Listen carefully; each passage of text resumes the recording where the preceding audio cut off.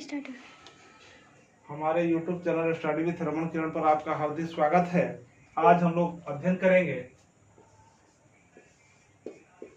पदार्थ। हम लोगों ने कल के वीडियो में पढ़ा था कि पदार्थ की भौतिक अवस्थाएं क्या है। आज हम लोग रासायनिक संगठन पर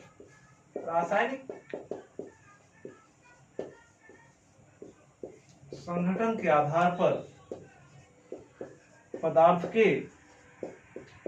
प्रकार के बारे में जानेंगे।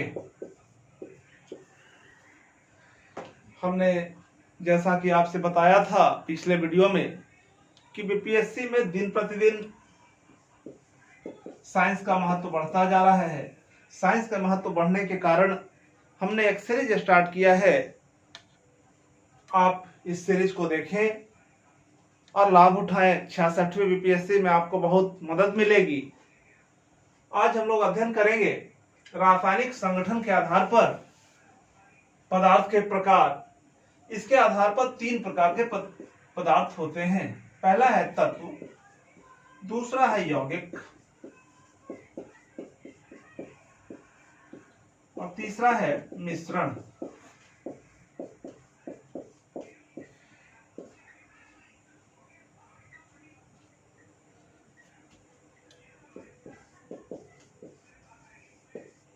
Elements, compounds and mixture. मिश्रण, इसके आधार पर हम अध्ययन करते हैं। सबसे पहले हम देखेंगे तत्व किसे कहते हैं। किसी पदार्थ का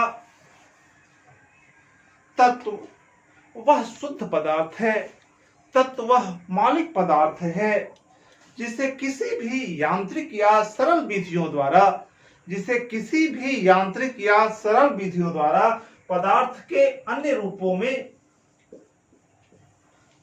विघटित नहीं किया जा सकता। तत्व वह शुद्ध पदार्थ है जिसे किसी भी अन्य विधियों द्वारा पदार्थ के अन्य सरल रूपों में विघटित नहीं किया जा सकता। इसे दो से अधिक पदार्थ के किसी रूप में, चाहे वह विधि कोई भी हो, चाहे हम रासायनिक विधि ले लें या यांत्रिक विधि ले लें, भौतिक विधि ले लें, किसी भी हाल में हम तत्व को दूसरे अन्य रूपों में परिवर्तित नहीं किया जा सकता। तत्व कहलाता है या दो से अधिक तत्वों को संयोग कराकर एक नया तत्व नहीं बनाया जा सकता। जैसे लोहा से अगर हम चाहें कि सोना बना दे, किसी भी आज तक लाख साइंस प्रोग्रेस कर लिया है, लेकिन लोहा से सोना नहीं बनाया जाता। चांदी से सोना नहीं बनाया जा सकता। यह शुद्ध रूप है, वह जिस रूप में है वह इसी रूप में पाया जाता है। लोहा के सबसे से सूक्ष्म कण ले लें, वह लोहा ही कहलाएगा। चांदी का सूक्ष्म से सूक्ष्म रूप ले लें, वह चांदी ही कहलाएगा। यह तत्व प्रायः 2 प्रकार के होता है, एक है धातु, दूसरा है अधातु, जिसे हम बाद के वीडियो में स्पष्ट कर लेंगे धातु और अधातु में क्या अंतर है। लेकिन कुछ जो इसमें बेसिक अंतर है समझ लेते हैं। धातु उष्मा और विद्युत का सुचालक होता है। धातु उष्मा एवं विद्युत का सुचालक होता है, जबकि अधातु उष्मा एवं विद्युत का कुचालक होता है। यहां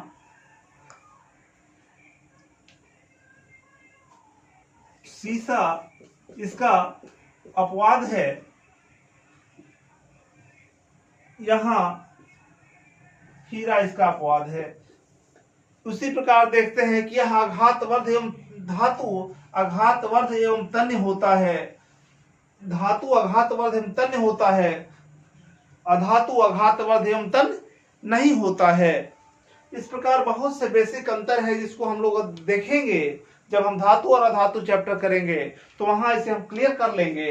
अभी हम सिर्फ बेसिक नॉलेज के लिए यह जान लेते हैं कि तत्व 2 प्रकार के होते हैं, धातु और अधातु।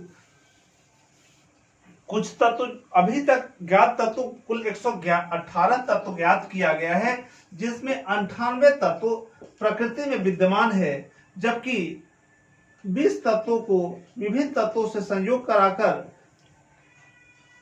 प्रयोगशाला में कृत्रिम तरीके से संश्लेषित की गई है। इस प्रकार अभी तक हमारे पास 118 तत्व ज्ञात है।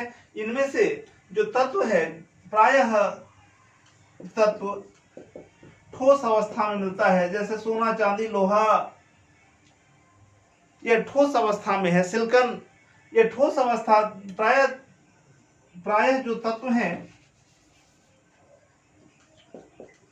वह ठोस अवस्था में पाई जाती है। द्रव में पाए जाने वाले तत्व हैं ब्रोमीन, पारा आदि। गैसीय अवस्था में हाइड्रोजन, ऑक्सीजन, नाइट्रोजन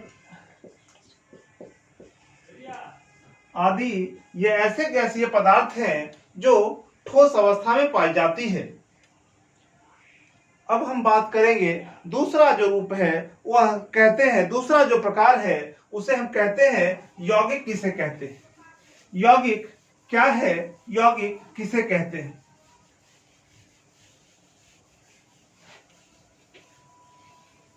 यौगिक वह शुद्ध पदार्थ है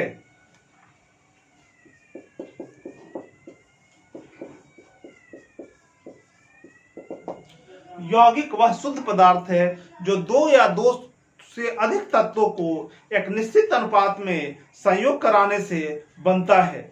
इसके अवयवों को सरल रासायनिक विधियों द्वारा अलग किया जा सकता है। जैसे हाइड्रोजन के दो परमाणु ऑक्सीजन के एक परमाणु से संयोग कर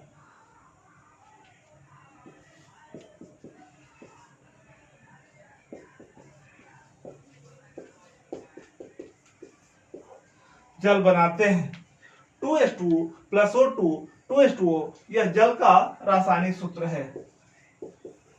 हम किसी भी स्रोत से ले लें, हाइड्रोजन को 1 भाग हाइड्रोजन जब 16 भाग ऑक्सीजन से मिलता है, हाइड्रोजन का परमाणु भार होता है 1 और इसका होता है 16, तो H2O इसका सूत्र होता है।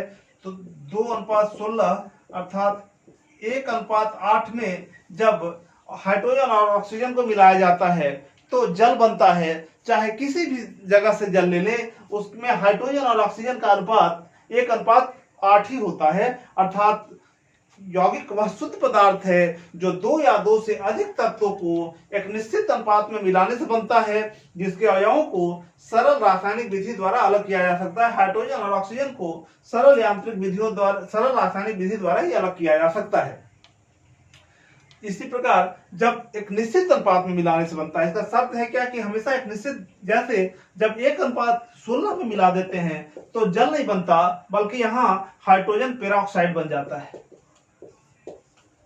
हाइड्रोजन का 2, इसका परमाणु भार होता है 32, अर्थात 1:16 में जब मिलाते हैं तो अब यहाँ यौगिक नहीं, अब यहाँ जल नहीं बल्कि हाइड्रोजन पेरोक्साइड बन जाता है। इस प्रकार हम कहते हैं कि यौगिक वह शुद्ध पदार्थ है जो 2 या 2 से अधिक तत्वों को एक निश्चित अनुपात में मिलाने से बनता है, जिसके अवयवों को सरल भौतिक विधियों द्वारा अलग नहीं किया जा सकता, लेकिन रासायनिक विधियों द्वारा अलग किया जा सकता है।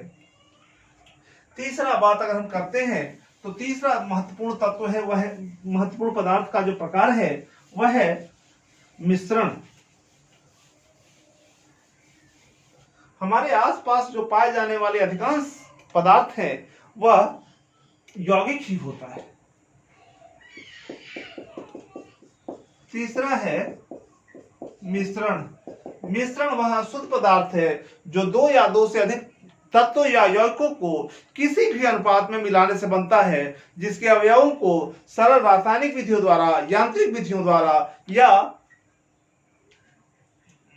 भौतिक विधियों द्वारा अलग किया जा सकता है। जैसे पानी और चीनी का मिश्रण, जल और नमक का मिश्रण।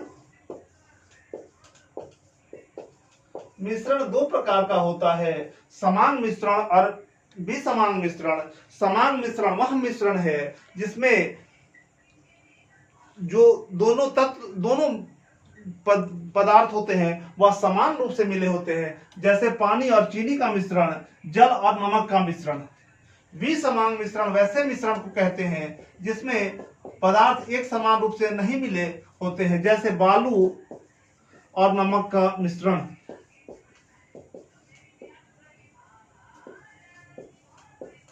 बारूद, हवा, ये सब मिश्रण के उदाहरण हैं। हम अगले वीडियो में देखेंगे कि मिश्रण के कितने टाइप हैं, यौगिक के जो मिलाने के जो नियम, कुछ उसके नियम हैं, अणु क्या है, परमाणु क्या है, इन सारी वीडियो के बारे में, इन सारी बातों के बारे में अगले वीडियो में हम लोग डिस्कशन करेंगे। तब तक के लिए गुड नाइट।